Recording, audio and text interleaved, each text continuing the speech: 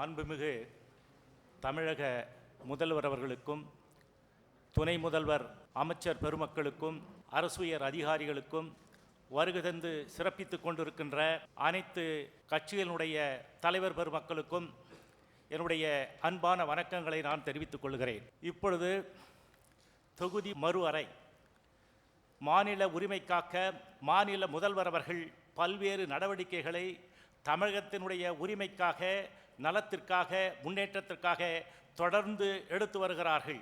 அதை நாம் பாராட்ட வேண்டும். அதே நேரத்திலே இன்றைக்கு வருகை தந்திருக்கின்ற அத்துணை கட்சி தலைவர்களுக்கும் அவர்களுக்கு ஆதரவாக தங்களுடைய கட்சிகளுக்குள்ள மனமாச்சரியங்களை மறந்து அதை விடுத்து அவருக்கு வேண்டுகோளாக வைத்து, நாங்கள் உங்களோடு இருக்கிறோம், நீங்கள் அடையுங்கள், நாங்கள் வருகிறோம், உங்களோடு போராட்டத்திலே கலந்து கொள்கிறோம், ஆக இதை எல்லாத்தையும் நாம் பெற்றெடுப்போம் என்று சொல்லி இன்றைக்கு ஆதரவு குரல் கொடுத்து கொண்டிருக்கிறார்கள். தமிழக முதல்வர் அவர்கள் தமிழகத்திற்காக உரிமை குரல் எழுப்பிக் கொண்டிருக்கிறார்கள். அவர் மிக தெளிவாக ஒன்றை தெரிந்து கொள்ள வேண்டும்.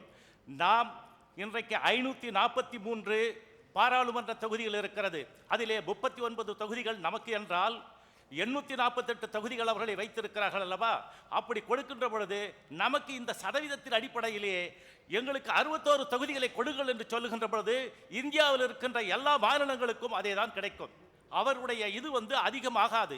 இதை தயவு செய்து ஒரு அரித்மேட்டிக்காக இருந்தாலும் இதை முதல்வர் அவர்கள் கவனத்திலே கொள்ள வேண்டும். 543க்கு 39 என்றால் எங்களுக்கு 848க்கு ஒரே நிலைப்பாடு எடுங்கள், 61 சீட்டுகளை கொடுங்கள் என்று கேளுங்கள்.